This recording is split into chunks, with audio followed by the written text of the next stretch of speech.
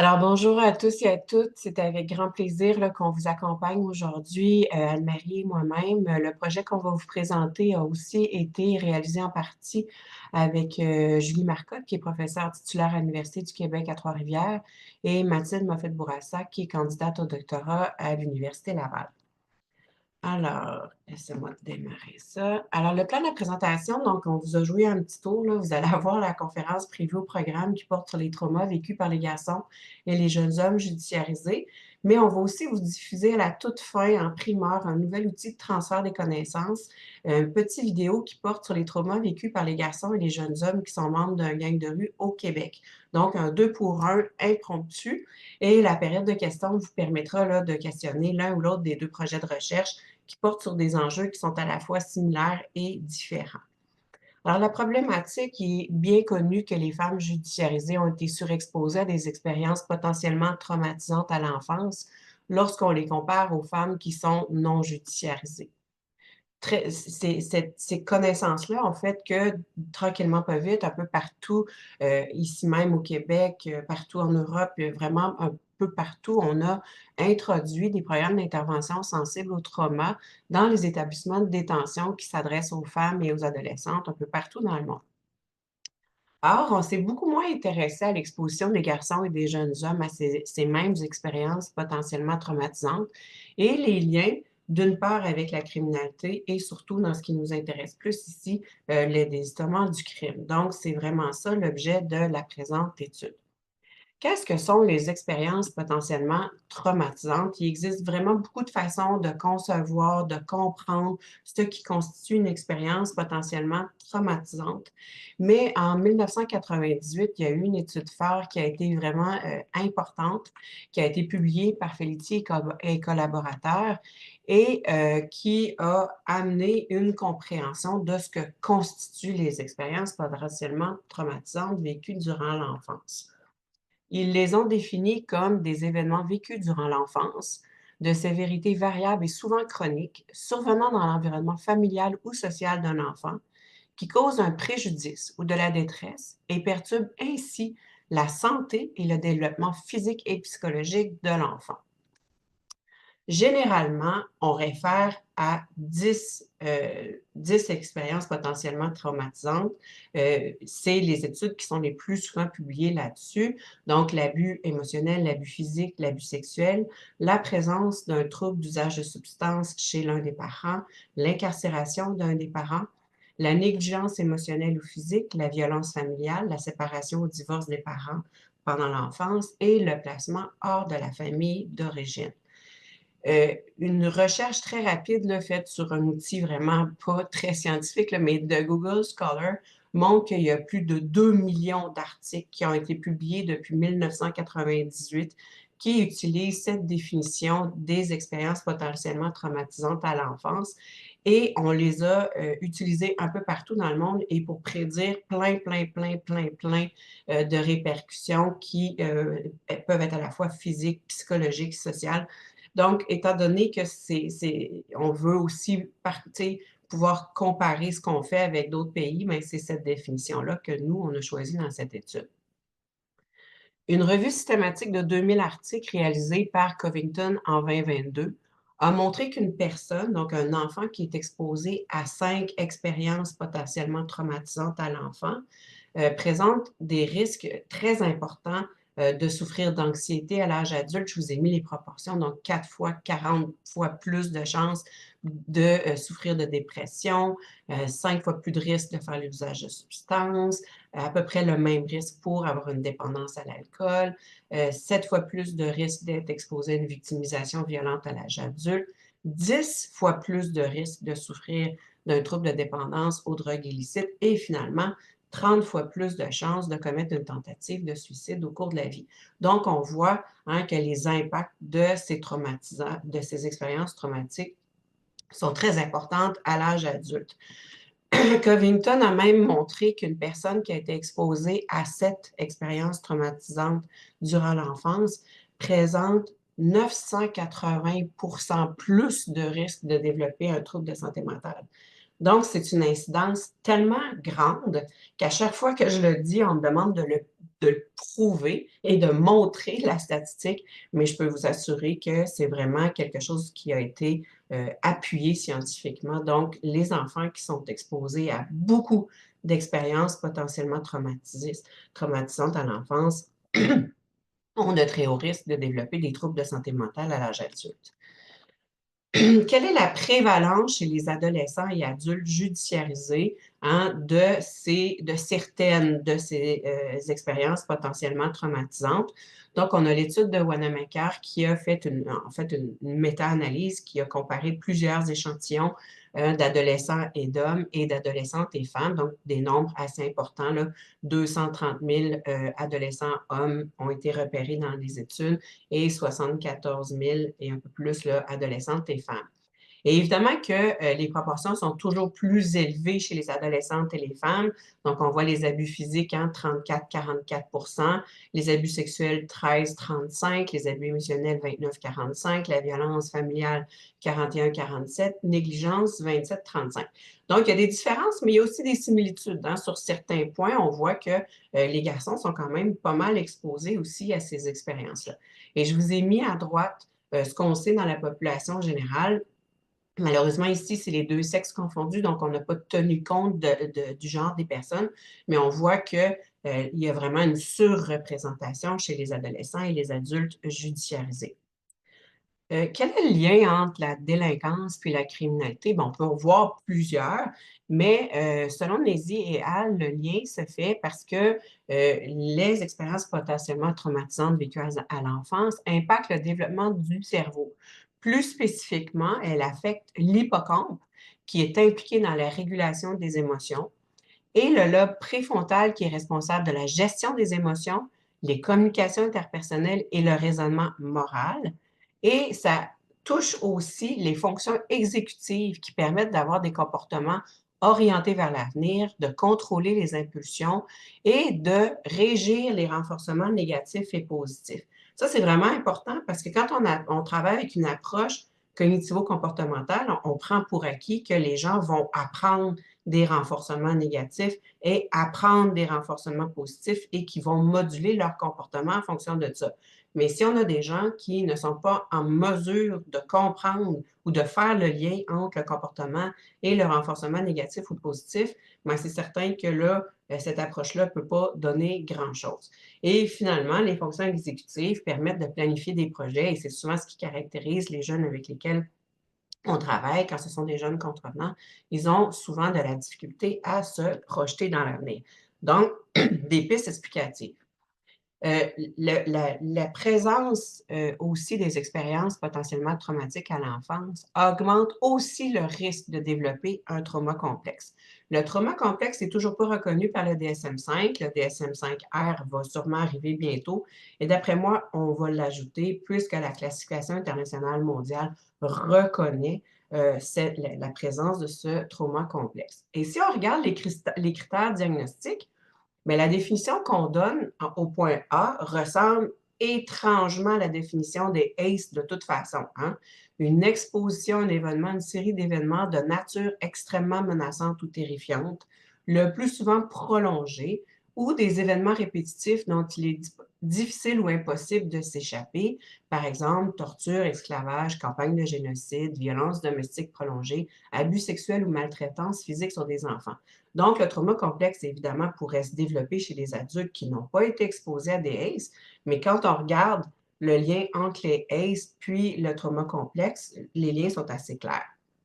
À l'âge adulte, la personne qui aura un trauma complexe va éviter systématiquement les situations qui pourraient potentiellement réactiver les symptômes du trauma, va avoir une hypersensibilité ou une hyperperception d'un danger, il va avoir une dysrégulation émotionnelle, une perception de soi négative et évidemment des difficultés relationnelles.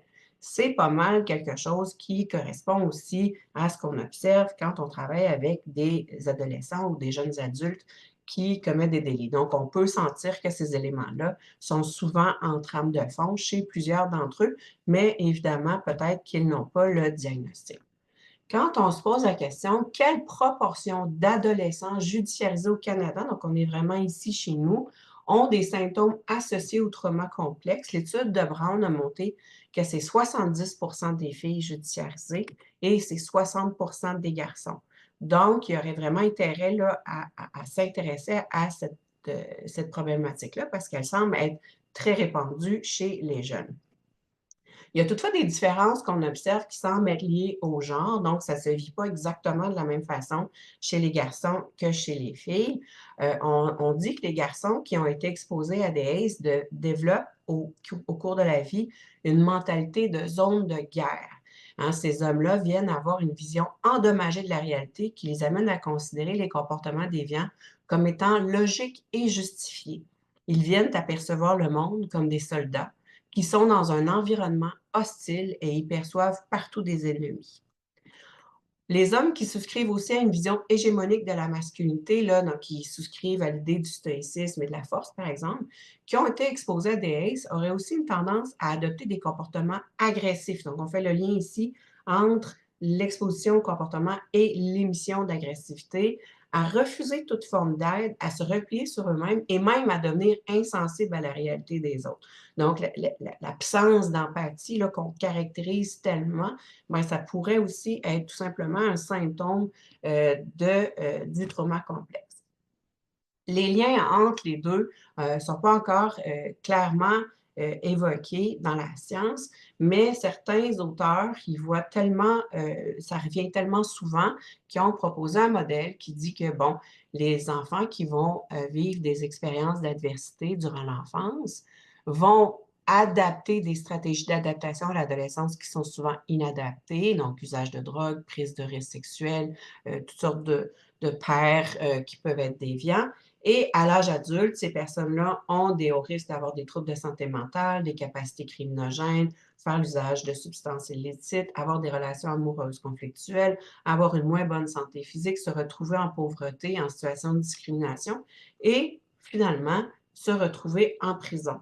Et les auteurs ont une vision peut-être un peu dramatique hein, de ces liens-là, c'est que la flèche retourne. Hein, ces adultes-là vont avoir des enfants et dans ce modèle-là, vont exposer leurs propres enfants à d'autres expériences d'adversité durant l'enfance et le cycle se perpétue ainsi.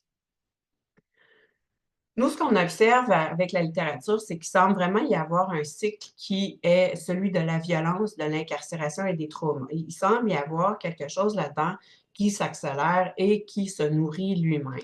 Donc, les hommes qui sont exposés aux ACE, on le sait, sont plus susceptibles de commettre des délits. La nature violente de certains de leurs délits entraîne à son tour des expériences traumatiques qui peuvent perpétuer l'état de stress post-traumatique ou dit autrement, qui peuvent nourrir le trauma complexe. La réponse sociale à ce cycle de violence se conclut souvent par une incarcération et les taux élevés de victimisation et d'abus, les mesures d'isolement et de coercition lors des incarcérations augmentent les risques et symptômes de trauma, si bien que les personnes qui ont été exposées à au moins 4 ACE ont 15 fois plus de risques de s'automutiler et 8 fois plus de risques de tenter de se suicider lors d'une incarcération. Donc, on voit que le cycle est particulièrement souffrant pour ces personnes-là. Maintenant, trauma et désistement du crime, alors ça commence à popper en bon québécois. On a une étude qui s'est intéressée à l'impact des expériences potentiellement traumatisantes à l'enfance et du désistement des femmes, mais on ne s'est pas encore intéressé vraiment à cette question-là, en tout cas à ma connaissance, chez les hommes. Pour bien se comprendre et pour pouvoir suivre la suite, le désistement primaire, ça fait référence à des périodes d'accalmie ou de pause de l'activité criminelle. Donc, pour nous, une personne qui est en pause, ce n'est pas encore un désisteur. C'est juste une personne qui arrête pendant un certain temps. Ce qui constitue un désisteur, pour la plupart des chercheurs qui étudient le désistement, c'est le désistement secondaire. C'est ce qui se produit lorsque cette pause a été suffisamment longue pour amener la personne à endosser d'autres identités prosociales et à carrément renoncer à celle de personnes contrôlantes. Donc, dire « je ne suis plus cette personne-là et je ne serai plus jamais cette personne-là ». Donc, ce n'est pas l'absence de récidive qui constitue le désistement. Pour nous, ça, c'est le désistement primaire. Et c'est vraiment le changement d'identité qui est le facteur qui nous permet d'identifier une personne désistée ou non. Finalement, le summum du désistement se poursuit, c'est le désistement tertiaire qui se produit lorsque ces changements identitaires prosocial, d'une part. Je suis devenu un travailleur, je suis devenu un parent, je suis devenu un conjoint, je ne suis plus une personne contenante, sont reconnus par la communauté que la personne peut exercer son plein rôle citoyen ou dit autrement qu'elle est intégrée ou réintégrée dans la communauté. Ce qu'on sait par contre, c'est que les processus ne sont pas uniformes. Je vais passer rapidement parce que ça a fait l'objet de plusieurs publications, mais pour comprendre la suite, vous allez avoir besoin de ces informations-là. Donc, le processus le plus connu, le plus fréquent, c'est celui des convertis. Les convertis, ce sont souvent les personnes qui occupent une position défavorable dans la structure sociale, caractérisée par un faible statut socio-économique de leur famille d'origine, déplacement en milieu substitut et un besoin d'attachement et d'appartenance qui n'a pas été résolu pendant l'enfance. Ils sont donc plus susceptibles de nouer des liens avec des individus marginalisés qui commettent des délits et ils vont former ces liens avec des adolescents et des adultes qui commettent des délits parce que ces gens-là sont les plus accueillants. Je dis tout le temps que c'est la plus grande qualité des personnes contrevenantes, c'est qu'on ne juge pas, peu importe ton apparence, peu importe si tu as des troubles de santé mentale, de consommation, si tu vas à l'école ou pas, on accepte tout le monde. Une fois que l'identité de contrevenant est adoptée, les convertis, pendant un certain temps, vont y trouver une source de gratification importante.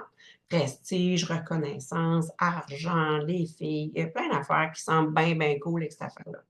Mais ils vont graduellement expérimenter les nombreuses conséquences qui viennent avec cette identité, donc judiciarisation, isolement de la part de leur famille, souvent ils vont être mis à l'écart, des trahisons, des traumas. Donc, les convertis vont vouloir tendre vers une vie normale. En fait, quand on pose la question à la plupart des personnes judiciarisées, ils disent toutes et tous vouloir avoir une vie normale, mais, entre guillemets, ils ne savent pas c'est quoi une vie normale. Là-dessus, on a publié un autre papier. Si jamais ça vous intéresse, vous m'écrirez. Et on a vraiment les propos des gens qui disent « Je veux une vie normale, je ne sais même pas c'est quoi ». Donc, ça va prendre beaucoup de soutien de la part des intervenants, des pairs, des conjoints, des employeurs, des entraîneurs, des experts par expérience pour aider les convertis à trouver d'autres identités sociales satisfaisantes qui vont éventuellement les amener à abandonner celle de contrevenants. Donc, pour nous, le désistement assisté, ce n'est pas l'œuvre de simplement les intervenants. Il y a vraiment toute la communauté qui peut participer au désistement des personnes judiciarisées. Et leurs rôles sont généralement très, très, très importants.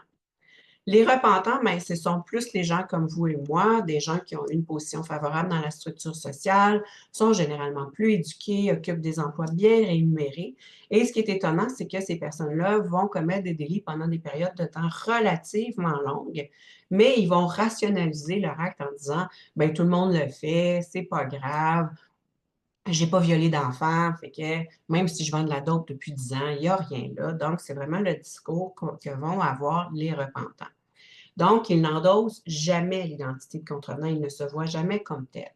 Donc, ce qui expliquerait que ces personnes-là se sont retrouvées dans cette situation-là, ben, c'est une perte de repère, une anomie, un passage à vide. Donc, les personnes ont vécu un événement qui les a amenés à perdre de vue leurs valeurs et à commettre des actes criminels. Donc, pour eux, le processus d'arrestation puis judiciarisation est généralement suffisant pour dire, ben non, c'est pas correct de vendre de la dope.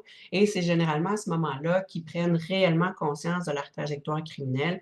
Et ils ont généralement, c'est les meilleurs, hein, c'est ceux qui se désistent le plus aisément parce qu'ils ont tout le soutien social, ils ont tout un répertoire de ressources économiques, comportementales, éducatives. Donc, pour eux, c'est assez facile de se désister du crime. Finalement, le processus le plus souffrant, c'est celui des rescapés. C'est généralement le processus qui est le plus coûteux en termes de capital social, humain et financier. En général, les rescapés n'ont même pas une seule identité sociale valorisée. Ils n'ont pas de sentiment d'appartenance. Ils ont vraiment peu de liens sociaux. Ils se sentent vraiment abandonnés, seuls au monde. Et c'est vraiment très, très, très souffrant de vivre comme ça. Et plusieurs rescapés vont présenter des troubles de santé mentale. Donc, pour eux, il n'y a pas de désistement possible. C'est vraiment, je n'aurais jamais rencontré un rescapé qui s'en est sorti tout seul. Ça n'existe pas. Ça prend toute une équipe là, qui doit avoir des compétences sur plein d'objets, d'être très, très, très à l'écoute de ces gens-là. Donc, les équipes médico-légales, Pagicem, tout ça, parce que les besoins sont clients dans presque tous les domaines, donc l'hébergement, troubles d'usage de substances, soutien pharmacologique, des gens qui sont à la rue. Donc, ça prend vraiment des équipes spécialisées là, pour les aider à se visiter, mais ça reste que ces personnes-là, même une fois désistées, demeurent très fragiles là, sur le plan social, économique et personnel. Donc, la question que, là, on se posait deux questions en fait. Quels sont les liens perçus entre potentiellement les expériences vécues durant l'enfance et les répercussions observables à l'âge adulte et les comportements délinquants selon le point de vue des hommes judiciarisés? Puis, ça, c'est vraiment eux qui font cette analyse-là un peu pour nous, si vous voulez. Et nous, on se pose ensuite la question, est-ce qu'on peut faire des liens entre tout ça et les trajectoires de désistement du crime? Donc, ce n'est pas les personnes elles-mêmes qui se sont classifiées dans l'un ou l'autre des processus, c'est vraiment nous qui avons fait cette analyse-là. Et là, je passe rapidement sur la méthode. On m'a dit, Isabelle, c'est des intervenants, ils ne veulent pas m'entendre parler, mais il faut quand même dire comment ça s'est fait, cette affaire-là. Donc, les données sont issues du projet de recherche Réseau 1635, un immense projet de recherche, 22 partenaires dans la communauté, 15 chercheurs de 5 universités différentes. On a un site web, il y a plein d'affaires là-dessus. Je vous invite à aller visiter le site. Et les données qu'on va analyser aujourd'hui, ce sont celles de 48 garçons et jeunes hommes qui ont été judiciarisés et qui ont été rencontrés à 2 reprises. Donc, on a 2 entrevues avec ces garçons, jeunes hommes-là, sur environ 21 mois de différence, donc à peu près 2 ans. Et on n'avait aucune question qui portait sur les ACE. Nos questions portaient sur les trajectoires délictuelles, l'utilisation des services, les besoins répondus, non répondus, le désistement. Et c'est vraiment de ces données-là que je m'inspire, qu'on a puisé le matériau pour les analyses présentes. Donc, les entrevues ont duré, les plus courtes ont duré environ 45 minutes, puis il y en a qui ont duré 2 heures, 2 heures et demie, donc ça dépendait de chaque personne. À l'échantillon, mais savoir qu'on avait quelques mineurs au temps 1, ils sont tous devenus majeurs au temps 2, que la majorité de nos jeunes étaient célibataires, on en avait à l'emploi, on en avait aux études, je vous amène tout de suite là, aux sanctions. Donc, on avait 14 de nos jeunes qui avaient été exposés au moins à une sanction communautaire pour adolescents, 24 qui avaient été exposés au moins à un placement durant l'adolescence, donc un placement là, en unité fermée. On avait ici 25 de nos 48 qui avaient été exposés à une sanction communautaire et 31 de nos 49 jeunes personnes avaient été incarcérées au moins une fois dans un établissement provincial pour adultes. Et là-dessus, on en a 3 qui sont allés au fédéral. Au temps 2, malheureusement, on a l'ajout d'une sanction communautaire pour 2 adolescents. On a l'ajout de 4 placements pour adolescents au temps 2. On a l'ajout de 8 sanctions communautaires pour adultes au temps 2 et l'ajout de 10 incarcérations chez nos 48 répondants au temps 2. Donc, on voit là, que c'est des jeunes qui ont un lourd passé là, de passage là, dans les ressources d'incarcération et il y a juste 6 de nos répondants qui n'ont jamais été incarcérés. Les délits auto-révélés qui nous ont dit avoir été reconnus coupables, au total, les 48 jeunes ont commis 72 délits acquisitifs, 56 délits contre la personne, 61 délits liés aux drogues illicites, 47 délits là, qui rentrent dans pas ces catégories-là, donc gangstérisme, conduite avec faculté affaiblie, bris de probation, et 8 délits à caractère sexuel. Maintenant, on arrive à ce qui vous intéresse, les résultats. Alors, quels sont les liens perçus entre les expériences potentiellement traumatisantes vécues à l'enfance et les répercussions observables à l'âge adulte et les comportements délinquants selon les jeunes hommes judiciarisés? Alors, je vous rappelle qu'il n'y avait aucune question qui portait sur les ACE. Donc, les intervieweurs n'avaient pas été préparés à ça et n'avaient pas prévu de relance. Donc, les intervieweurs ont rarement questionné sur le coup, mais comment ça s'est vécu et tout ça. Donc, par exemple, parfois, les répondants ont mentionné avoir été retirés de leur famille d'origine, mais n'ont pas précisé la raison. Donc, étant donné la nature autorévélatrice et spontanée de ces expériences-là, il est fort possible qu'elles soient sous-évaluées. Ça, c'est juste ceux qui en ont parlé de leur plein gré. Et il est aussi possible que les répondants aient omis certaines catégories de victimisation, par exemple, avoir été victime d'un abus émotionnel au profit de plus grave, parler plus de l'abus sexuel comme étant pour eux quelque chose d'expérience beaucoup plus traumatisante que l'abus émotionnel. Il y a aussi d'autres formes de victimisation qui ont été rapportées, par exemple l'intimidation à l'école, mais nous, on s'est restreint là, au ACE là, pour faciliter les comparaisons avec les autres études. Donc, nos 48 répondants ont été exposés à plusieurs et à toutes les expériences traumatiques vécues, potentiellement traumatiques vécues durant l'enfance, à l'exception de la négligence physique. Donc, on a de fortes raisons de penser que ça devait être présent, mais ils n'en ont pas parlé. Ils ont parlé beaucoup plus de la négligence émotionnelle, des abus physiques, de l'abus sexuel, des placements hors de la famille d'origine. On a plus de la moitié de notre échantillon qui a vécu ça et de la séparation, le divorce des parents qui a été vécu par la majorité d'entre eux. Ce qui est intéressant, c'est de voir que nos jeunes ont aussi été exposés à plusieurs ACE. Donc, on a seulement 4 de nos 48 répondants qui spontanément, mais je le répète, ça ne veut pas dire qu'ils n'ont pas été exposés, ils n'en ont juste pas parlé. Donc, 4 qui n'en ont pas nommé un. On en a 16 qui en ont nommé au moins un, 11, 2, 8, 3, 7, 4 et une personne a été exposée à 5 expériences. Mais là, c'est toujours selon ce qu'ils ont auto-rapporté. Je le répète, les proportions sont probablement beaucoup plus élevées que ça. Quelles sont les répercussions observées à l'âge adulte? La victimisation présente chez 15 de nos répondants. Ça, si on parle de victimisation violente, d'avoir eu peur de mourir parce que quelqu'un nous attaque. Dépendance aux substances illicites présente ou a été présente, parce qu'on a plusieurs jeunes qui ont arrêté de consommer chez 41, donc presque tous.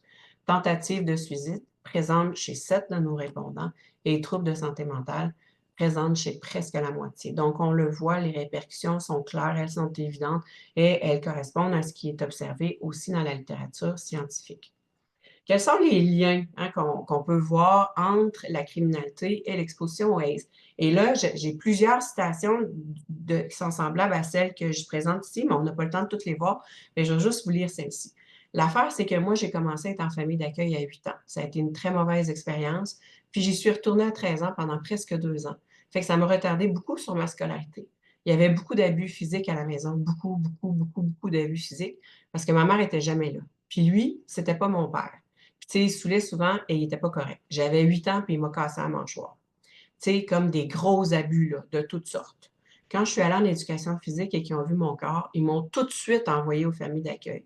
J'étais tellement mal en point qu'à la journée même, j'étais allée à l'école le matin même et ils m'ont amenée à DPJ. Maintenant, tout le monde sait que je fais de la prison pendant plusieurs mois et tout le monde me voit comme le mouton noir de la famille. Mais avec du recul, je réalise que c'est pas vraiment de ma faute. J'ai mal grandi. Tu sais, j'avais pas un cheminement droit. Mon père meurt, ma mère est monoparentale, elle trouve ce gars-là. Ce gars-là me fait vivre l'enfer. Je me fais mettre en famille d'accueil. Je pars de chez nous à 16 ans. Je dors à droite, à gauche. Tu sais, je ne vais même plus à l'école. Fait que j'étais dans la rue. J'ai commencé à vendre la drogue. Donc, pour lui, un lien très, très, très clair entre les abus vécus et la carrière criminelle. La mentalité de guerre aussi, on a plusieurs citations qui vont dans ce sens-là, mais je vous en lis deux. J'ai vu mon petit frère en train de se faire battre par des personnes de couleur noire. Fait que moi, j'ai sauté dans le tas. Je me souviens plus de rien. J'ai un traumatisme crânien. Je me suis fait attaquer bien raide. Puis, je me suis réveillée menottée au lit d'hôpital avec des agressions armées puis tout. Puis, c'est pour ça que je suis ici. Donc, ce jeune-là n'a pas réfléchi, n'a pas été tenté d'aller chercher de l'aide. Plutôt, il a foncé dans le tas pour essayer de sauver son frère. Dans la citation suivante, c'est encore plus troublante parce que le jeune va s'attaquer à un policier. Il y a une autre fois, je voyais mon chummy, tu sais, je marchais dans la rue ben chill, puis là, il y a mon chummy qui est en train de se faire passer les menottes sur le capot de police. Fait que là, il était tout seul, ce policier-là. Fait que je suis arrivée, je marchais tranquille. Mon chummy a reviré la tête, il m'a vu. Fait que je suis partie à courir, j'ai plaqué le policier, puis mon chummy est parti de l'autre bord. Donc, vraiment, cette idée-là qu'on peut même s'attaquer aux représentants de la force pour sauver l'un des nôtres. L'incarcération vécue comme nouveau traumatisme, évidemment, on en a beaucoup, mais je vais vous en présenter deux. Je vais vous présenter celle d'une personne qui parle de son expérience en centre jeunesse. Je veux dire un enfant parce que cette personne-là là, est encore enfant à 16 ans, puis elle se fait tordre pour se faire amener dans la salle, mais elle ne sait pas si elle va se faire battre. Elle ne sait pas si elle peut se coucher dans un coin de la salle sur le plancher en plastique puis se fermer les yeux parce qu'elle peut s'imaginer bien des affaires de ce qui va se passer. Tu sais, il y avait des agents qui étaient plus violents que d'autres, puis que, tu sais, tu te demandais vraiment ce qui se passait, puis tu te demandais vraiment ce qui se passait, là. Puis combien de temps tu restais dans cette salle-là? Hey, leur protocole, il disait une demi-heure, mais moi, j'ai jamais vu ça. J'ai jamais vu ça une demi-heure. Puis je me rappelle très bien, là, je me rappelle très, très, très, très bien. J'ai jamais vu ça une demi-heure. Quand on regarde du côté des adultes, il semble y avoir même, selon les propos de certains, une violence qui est peut-être même orchestrée, qui est organisée. Je vous lis la citation suivante. Tu sais, puis par exemple, bon, ils savent, là, bon, lui, il est là parce qu'il a crissé une volée à sa blonde. Lui, il est là parce qu'il a violé un enfant. Bien, c'est sûr que s'il nous l'envoie, il ne ressortira pas les deux pieds devant, là, ça c'est certain. Fait qu'à un moment donné, il faut qu'il allume, là. Des fois, ils essaient de nous en passer. Ah, le gars, il a délaté quelqu'un esti à l'autre centre de détention. Puis là, il essaie de nous le passer sa SNIC parce qu'ils ne savent pas où le mettre.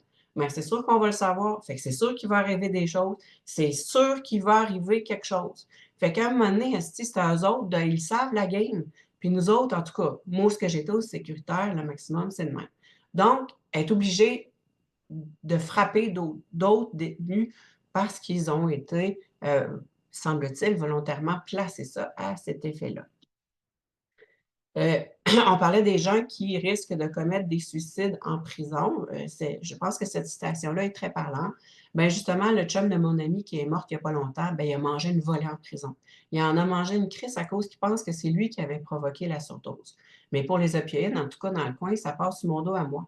Il pense, il y en a qui sont allés dire que c'est moi que je vends du fentanyl à telle vie. Il y a plusieurs personnes qui m'associent au fentanyl. Je n'ai jamais vendu de fentanyl à personne. J'étais pris en étant consommateur carrément. Mais ça te fait quoi, toi, d'avoir des soupçons par rapport à ça? Ben, ça me fait chier parce que là, je me sens comme mal. Je me sens pas en sécurité en ce moment, ni dehors, ni en dedans. Je sais que si je rentre en dedans, je n'aurai pas le choix. Il va falloir que je me passe, sinon il y a quelqu'un d'autre qui va le faire. Qu'est-ce que tu veux dire, te passer? À me crisser la corde autour du cou, j'aurai pas le choix, sinon il y a d'autres qui vont le faire. C'est ce que tu anticipes si tu rentres en prison? Ah, c'est certain, c'est sûr. Il y en a qui ont essayé d'en éliminer une couple, dont elle, parlant de son amie. Elle avait une grande trappe. Puis dans ce monde-là, ben, le monde qui parle beaucoup, qui ont su des affaires, qui savent, puis qui ne sont pas supposés de savoir, ben, tu sais, ils les font disparaître. C'est des morts accidentelles par consommation ou suicide. Ils font tout passer ça pour. Mais c'est des meurtres, là. Donc, vraiment, cette idée-là que la prison, c'est un endroit où on peut carrément se faire tuer. Certaines personnes nous ont plutôt parlé de l'itinérance qui a été induite par l'incarcération, qui s'ajoute aussi au trauma. Donc, Maëlle, par exemple, le répondant qui nous parle ici, son nom fictif, s'est retrouvé à la rue après être passé plusieurs fois en prison. Tu sais, c'est pas rose-rose la rue, là. Tu sais, tu as un ami, tu te tiens avec, tu le vois pendant 2 semaines, mais finalement, tu apprends qu'il est mort d'une overdose. J'ai perdu beaucoup de gens, j'ai perdu beaucoup d'amis, de connaissances, des gens, des amis, des proches aussi. Beaucoup de gens qui se sont suicidés, qui sont morts d'overdose. Mais ça te faisait quoi justement de vivre ces pertes-là, toi? Ah, ça m'attristait, mais encore là, ça me portait à avoir une vie d'ensemble. Quand tu es dans la rue, tu es défavorisé, les facteurs qui te poussent à mourir sont plus grands, tu t'alimentes pas bien, tu es à la merci de n'importe qui. Tu sais, quand tu dors dans une ruelle, puis 3 heures du matin, puis que tu es sur le nom de telle rue, s'il y a une gang de gens saouls qu'eux autres, à soir, ils n'aiment pas les itinérants, ben tu manges un paquet de coups de pied dans la face, là. C'est monnaie courante, c'est monnaie courante, la violence gratuite. Donc, l'exposition fréquente, selon ce répondant-là, à d'autres expériences traumatiques. Est-ce qu'il y a des liens qui sont perceptibles entre ces expériences-là, les répercussions observables et les trajectoires de désistement du crime? Nous, on a comparé nos 48 jeunes répondants et on se rend compte qu'il y a 5 trajectoires différentes qui sont empruntées par ceux-ci. On a 9 répondants qui persistent dans le crime, donc au temps 1 et au temps 2. On en a qui se situent dans un entre-deux, donc des désistements primaires, ont arrêté des activités criminelles, mais ne sont pas encore parvenus au changement identitaire, donc 6 répondants qui sont dans cet entre-deux.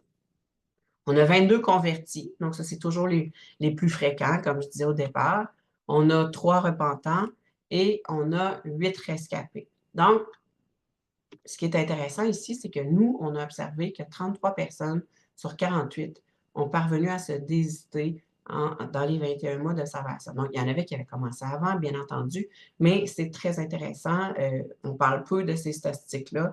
On voit comme une fatalité que les jeunes s'engagent dans une trajectoire criminelle, mais en tout cas, dans nos répondants, ça ne fut pas le cas. Qu'est-ce que ça a l'air un persister? Donc, Benoît est exposé à 4 ACE et c'est son histoire. Benoît se décrit comme une personne sociable et ouverte, mais qui a un problème d'impulsivité et d'agressivité. Son enfance est marquée par la violence psychologique et physique émise par son père. Il a connu de nombreux placements en famille d'accueil de l'âge de 12 à 13 ans. puis a finalement été placé jusqu'à majorité. Il a été incarcéré à de nombreuses reprises. Il a même demandé à être évalué en psychiatrie, mais après un séjour de 21 jours, il a été déclaré responsable.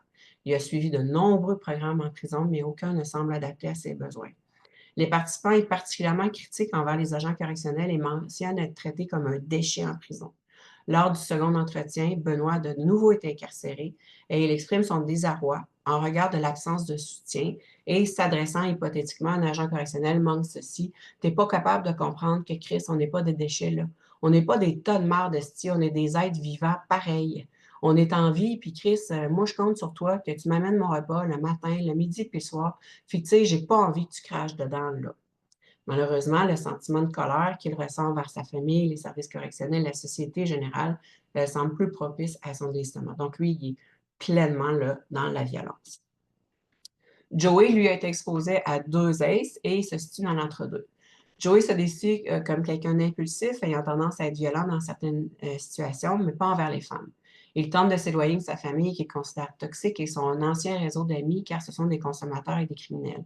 Joey évoque ses critères de troubles de personnalité schizotypique et sa bipolarité euh, et de l'importance de sa médication pour maintenir sa stabilité psychique. Joey retrace aussi de nombreux allers-retours vers les centres d'incarcération, tant au niveau jeunesse, provincial que fédéral. Il croit d'ailleurs que ces troubles mentaux sont attribuables à la consommation de fentanyl lors d'une incarcération pénitentiaire. Au moment du premier entretien, Joey déclare avoir une routine de vie structurée avec de nombreuses activités, rencontres et engagements qui l'aident dans son cheminement et se dit confiant vers l'avenir. Malheureusement, lors du second entretien, Joey mentionne avoir été réincarcération pour 11 mois suite à une altercation avec sa conjointe, alors que selon lui, il n'était pas violent. Joey aspire à nouveau à se désider du crime. Il mentionne que sa conjointe, la même que lors du premier entretien, celle en laquelle il aurait été violent, est une source de soutien importante. Il demeure néanmoins fragile à de nombreux niveaux. Au moment où on le rencontre, il est sans emploi, il est sur le traitement de méthadone et est en rupture avec les membres de sa famille, si bien que c'est difficile de savoir si Joey va pouvoir maintenir son désistement. Maurice, lui, a été exposé à 4 ACE et est considéré converti. Maurice a été élevé par un père qui présentait un trouble d'assuétude à l'alcool et qui se montrait violent vers lui. Il débute la consommation et la vente de drogue à 13 ans et déclare cette fuite des revenus de 400 pièces par semaine. Il fait ensuite de nombreux allers-retours en centre jeunesse en raison de cette vente illégale, mais aussi pour de nombreux bris de probation. Au moment du premier entretien, alors qu'il est incarcéré au centre jeunesse, Maurice nous exprime le désir d'aller vivre chez sa mère et éventuellement de faire des études en psychologie. Lors du second entretien, Maurice mentionne avoir été affecté durement par la pandémie mondiale de COVID. Il a rechuté dans sa consommation au point d'être hospitalisé pour surdose. Sa mère n'a pas souhaité continuer à l'héberger et il se retrouvait en situation d'itinérance. Il sera ensuite hébergé pendant plusieurs mois dans un centre de désintoxication où il redeviendra sobre, mais pourra aussi bénéficier du soutien pour trouver un emploi. Au moment du deuxième entretien, Maurice a 2 emplois où il se sent super apprécié. Il a repris ses études et vise toujours étudier en psychologie. Il bénéficie à nouveau du soutien de sa mère, qui dit très importante pour son processus de désistement. Finalement, Félix, lui, c'est un repentant, exposé à un seul ACE. Félix se décrit comme quelqu'un de sage qui a commis une erreur. Il aurait agressé violemment ses voisins, mais ne s'en souvient pas à raison d'un blackout causé par une forte consommation d'alcool. Son incarcération a été vécue comme une prise de conscience, donc un typique repenti. Il mentionne aussi avoir fait des formations. Lors du second entretien, Félix se considère réinséré, il a conservé son emploi et a repris contact avec sa mère et sa sœur. Il souhaite trouver un emploi dans un autre domaine, mais est constamment écarté en raison de son casier, mais il demeure néanmoins optimiste et souhaite obtenir un permis de classe 1 et éventuellement de s'acheter une maison. Léon, c'est notre rescapé, exposé à Cathès, donc un des rescapés. Il se décrit comme une bonne personne avec un bon potentiel, mais qui ne l'exploite pas assez. Il reconnaît être impulsif, influençable et dit manquer de confiance à soi. Il a trouvé son processus judiciaire très éprouvant puisqu'il s'est échelonné sur 3 ans. Son incarcération de 15 mois a été particulièrement traumatisante, Léon ayant évité tout contact avec les autres détenus. Pendant sa période d'hébergement maison de transition, Léon a terminé ses études collégiales et a pu intégrer un certificat à l'université. Au second entretien, Léon a un emploi et n'a pas récidivé. Il mentionne que l'aide de sa sexologue et de sa psychologue sont essentielles à son bon fonctionnement. Il espère un jour pouvoir fonctionner sans elles et aspire à fonder une famille. Donc, on n'a pas un énorme échantillon. Évidemment, c'est une limite importante de notre recherche. Mais ce qu'on voit, c'est que la plupart, comme vous le savez, là, des personnes ont été exposées à des expériences d'adversité durant l'enfance. Et ce qu'on voit, c'est que quand on a trois épisodes ou plus, c'est beaucoup plus difficile de se décider. Donc, les groupes faciles, guillemets, les convertis, les repentants, ont beaucoup moins de personnes exposées à ces expériences-là, donc nombreuses, que les rescapés, les entre-deux et même les persisteurs. Et on voit que le diagnostic de santé mentale sont aussi plus présents dans les trois groupes-là qui sont les plus douloureux, les plus complexes, les plus souffrants. Donc, c'est ce qui nous amène à proposer une discussion là, qui montre que même si on n'avait aucune question qui portait sur les ACE, leur présence est vraiment très, très, très nombreuse chez les garçons et les jeunes hommes. Puis, il semble que c'est l'accumulation de ces expériences-là, jointes aux troubles de santé mentale, qui conjointement leur rendent plus difficile le processus de désistement du crime des garçons et hommes judiciarisés. Et ce sont effectivement ceux qu'on retrouve le plus dans les groupes moins favorables. On remarque aussi que l'expérience de l'emprisonnement lors de l'adolescence ou de l'âge adulte constitue un nouveau trauma, pouvant même amener les jeunes à envisager le suicide.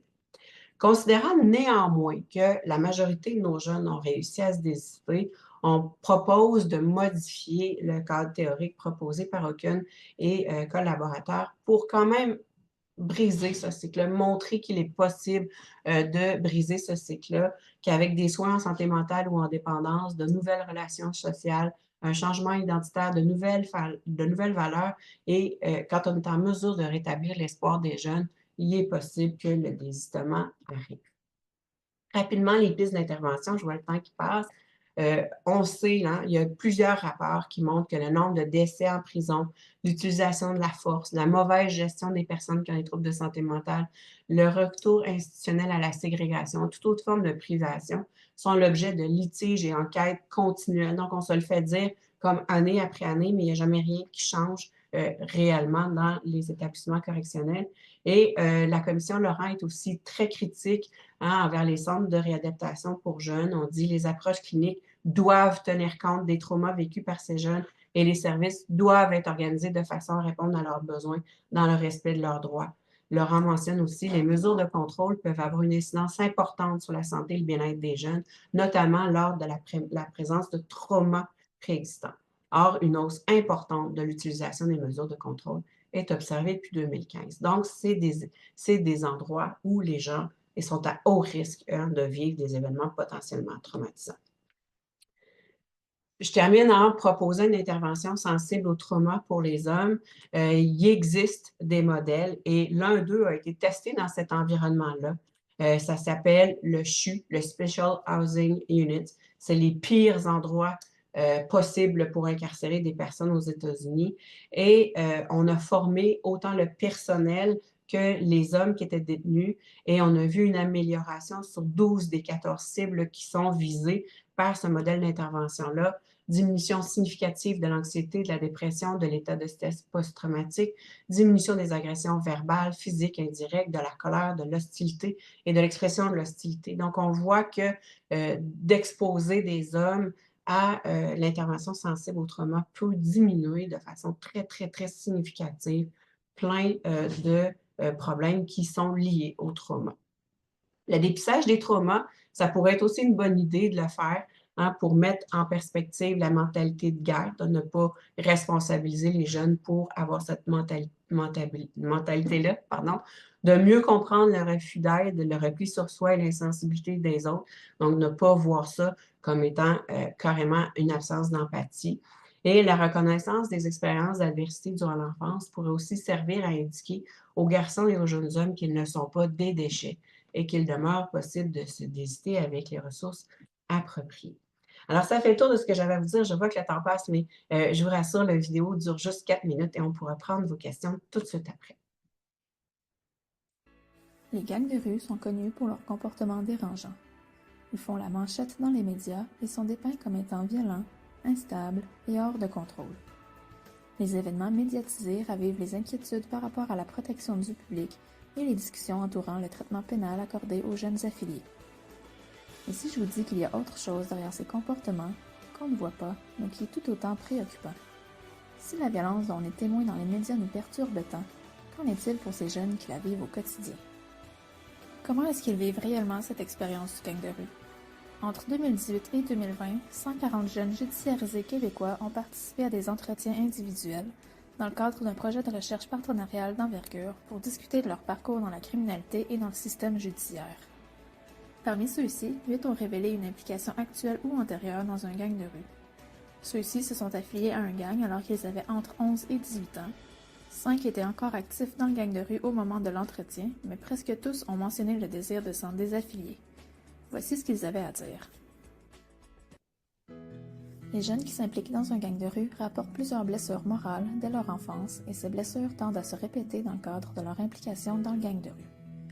Les blessures morales surviennent quand une personne est exposée à un ou des événements significatifs allant à l'encontre de croyances, d'attentes ou de valeurs fondamentales à l'individu et pouvant provoquer des symptômes traumatiques. À un jeune âge, le sens moral étant encore en développement, les jeunes ne disposent pas de tous les outils pour s'ajuster devant ces dissonances cognitives entre ce qui est attendu et la réalité. Les jeunes impliqués dans un gang de rue rapportent avoir grandi dans un environnement familial caractérisé par la négligence et la violence, première cause de blessures morales impliquant souvent une figure d'attachement comme un parent. Le gang de rue leur est apparu comme étant la seule option pour combler des besoins de protection et d'appartenance dans un monde qu'ils perçoivent comme étant menaçant et imprévisible.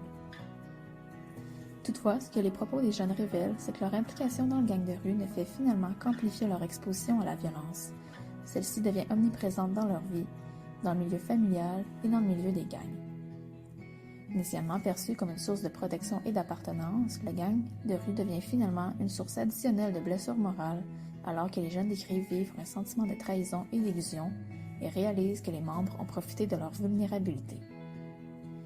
Plusieurs apportent des sentiments de honte et de culpabilité associés à leurs gestes violents et soulignent la pression ressentie, voire l'absence de choix à commettre des gestes violents au sein du gang de rue. Leur propre comportement devient ainsi une troisième source de blessures morales. L'accentuation de la violence dans la vie des jeunes impliqués dans le gang de rue renforce le sentiment d'avoir besoin de protection. Reconnaissant les comportements violents qu'ils adoptent eux-mêmes et l'impossibilité de porter plainte aux autorités policières en cas de victimisation violente, le gang de rue, à nouveau, est perçu comme la seule option de protection. Les jeunes rapportent ainsi des sentiments ambivalents envers le gang, considéré comme une deuxième famille, mais abusant de leur vulnérabilité. Ils perçoivent difficilement comment s'en désaffilier et ont le sentiment d'y être coincés. Ces conditions reflètent le développement d'un lien affectif fondé sur le trauma, souvent appelé syndrome de Stockholm, où les jeunes développent et maintiennent un attachement émotionnel envers des personnes leur causant de nouveaux traumatismes. Finalement, est-ce que le durcir les peines pour ces jeunes est vraiment une solution adéquate? Considérant tous les impacts de l'implication dans un gang de rue sur la santé psychologique et l'adaptation des jeunes, il apparaît clair que les discussions entourant le traitement pénal devraient plutôt être réorientées sur les actions à entreprendre pour protéger et favoriser leur rétablissement. Soutenir la désaffiliation de ces jeunes possédant un lourd bagage d'adversité et briser le cycle de la violence dans lequel ils se trouvent semble être une avenue beaucoup plus prometteuse pour assurer la sécurité à long terme de la collectivité.